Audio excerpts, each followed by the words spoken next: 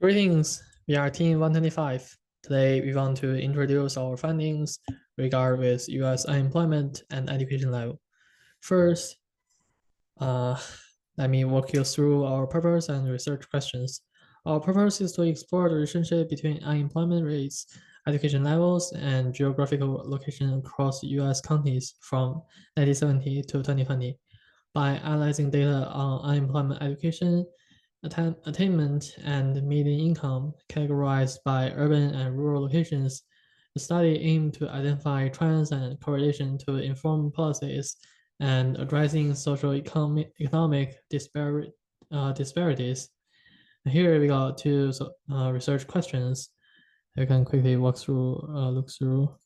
Next, this is a quick show about the elements we worked on during this research. Then, after data cleaning and dimension transformation on the timeline, we divided our data into three categories according to characteristics and meanings, which are employment data, education data, and economic data. We also analyzed the characteristics from the two dimensions of time and geography.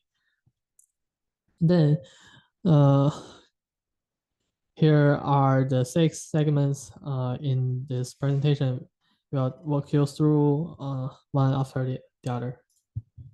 First, let's come to the background of education. You can see this clear purple line across over the chart from the bottom to the top. That's the high education population line. In the past 45 years, people are getting more and more educated, which leading this trend of growth. And then you'll find a better idea through this pie chart. High education population was start at 21% in the total population. However, after 45 years, this ratio raised by 40%. More than 61% of people are being better educated. And then be more specific in this heat map, which shows the distribution of high educated population. We can clearly see through the mid and west, uh,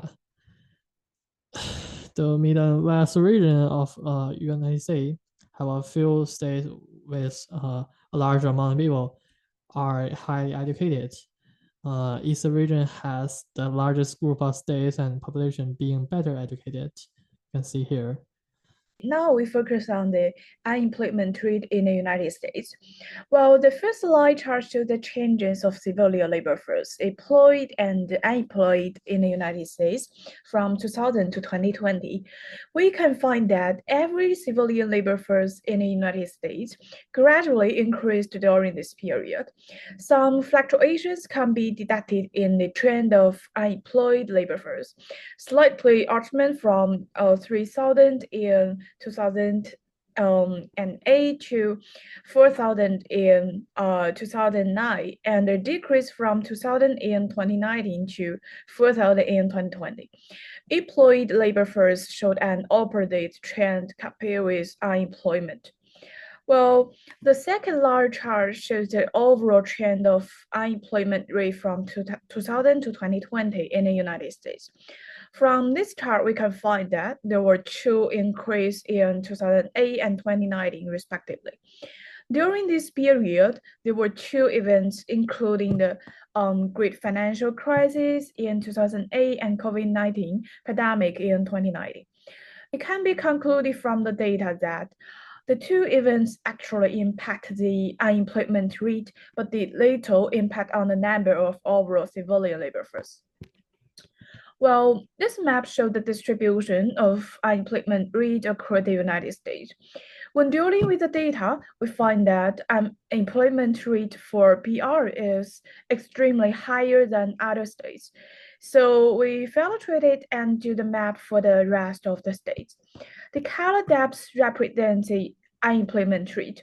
The darker the color, the higher the unemployment rate. According to this map, the state with the highest unemployment rate is AK at 9.2%, and the state with the lowest unemployment rate is NE at 3.3%. Well, the next chart is a box plot showing the range of unemployment rate in different regions. The same with the last map, we evaluate PR as an outlier. This chart clearly shows that the range of unemployment rate in cities is relatively small and mainly between 5 to 6%, and the rate in rural areas is relatively large, mainly between 5 and 8%. Well, now we selected the top 10 states with the highest unemployment rate in the United States and separately listed the rates of different regional types in each state. The color depth represents the unemployment rate. The darker the color, the higher the rate. And we can find that for cities, CA and AZ are in the leading positions of unemployment rate. And for rural areas, AK, MI, and SE have the higher rate. The rate of AZ is the highest in the perspective of suburbs and towns. In this section, I'm going to introduce the geography and economy situation. First are the county type proportion pies. According to the degree of urbanization, counties in the United States are divided into 4 types: city, suburb, town, and rural. As you can see from the county type pie chart, city accounts for 38.37% of all counties, which is the largest county type. The metro distribution pie chart shows that non-metropolitan county accounts for 61.64%. So most of the counties in the US are non-metropolitan counties. The second one is the county type map. It shows the distribution of counties in the US. Most of the cities are distributed in the eastern and western regions.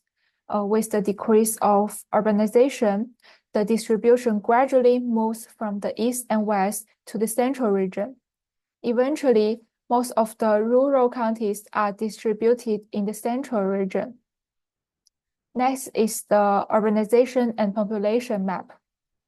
We measure the degree of urbanization through 2 urbanization codes: urban influence code and rural urban continuum code. The smaller the codes, the higher the degree of urbanization and the deeper the color. The size of the circle represents the population of the county. In most counties, the population has a positive relationship with the degree of urbanization. More urbanized counties generally have more population. Among all the counties in the United States, Los Angeles is the county with the largest population, and its urbanization code is 1, which means it's highly urbanized. Loving is the county that has the smallest population, and it has the biggest urbanization code. The last chart shows the top 5 urbanization states. Whether measured by UI code or RUC code, the 5 most urbanized states have always been DC, RI, NJ, DE, and CT. If we choose each state and see their location on the map, we can find that they're all in the east, which further proves the previous finding that urbanized counties are generally distributed in the eastern and western regions. For this session, I want to introduce the relationship between geography and education. And before I start my presentation, I want to introduce a field. It's called educational points. And I want to use field to reduce, the effect of population on the numbers of high and low education levels. And now let's turn to next page.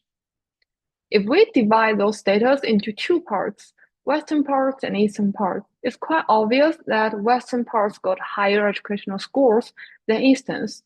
It means that the proportion of highly educated individuals in eastern parts are lower than western parts, which is quite a surprise because eastern parts got more financial support and they're more prosperous on average. And now let's turn to next page. If we take a deep look of this picture, UT got the highest points of 0.47, And on the contrary of the rank, it's only ranked 33rd on, based on its population. And this means that UT got a small population, but has the highest, educational quality among all those status. And now let's turn to next page. It's a heat map, and it's ranked on two bases. First, it's based on the population of each state, and next is based on the number of low educational degrees. And CA got first rank for two bases. This means that it has the largest population of low educational levels. And now let's turn to next page. It's a heat map, and it shows the educational situations by Eastern, Middle, and Western status. And the East got the largest proportion of low educational degrees than other stater parts. And this means that I want to conclude a decision based on those data that a large population may be more likely to got bad educational quality, because the proportion of low educational individuals in this large population, in this status of large population, only higher than other status. And now let's turn to next page. It's two maps of city and non-city areas, and I don't make comparison but with cities and non-cities, because based on the big difference of population, educational resources, and economic situations, I think it's quite unfair to compare it with each other. So I just make a comparison between 2000 and 2015, and the red line shows the increase rate of higher educational levels, and the green one shows the reduction rate. And it's quite obvious that city got a growth rate of 5% in high educational levels, and a reduction rate of 10% for the low educational level. And the changes for other areas are not obvious. So it means that city has kept emphasizing on improving the quality of its education, and for other areas, it's no changes. Well, for my part, in order to better reveal the relationship between employment data and the educational level, we constructed a scatter plot of unemployment rate and the proportion of educational level that is higher than high school in the counties. And we also used the k-means to cluster the cities into 4 categories. And by applying the clustering results to the map distribution of cities, we finally get a US map in the right side of our PowerPoint. And also, by breaking down the dimensions of the 4 categories, we can find the California in the southwest and the New York in the northeast has the highest talent ratio and a relatively low unemployment rate. And also the central region of the states generally has a purple cluster result, which means a low talent ratio and a low unemployment rate. While the eastern region, excluding New York and DMV area, has a median unemployment rate as a whole, and the cyan results city with low education and high unemployment rate are more concentrated on the west coast, while other regions are relatively scattered.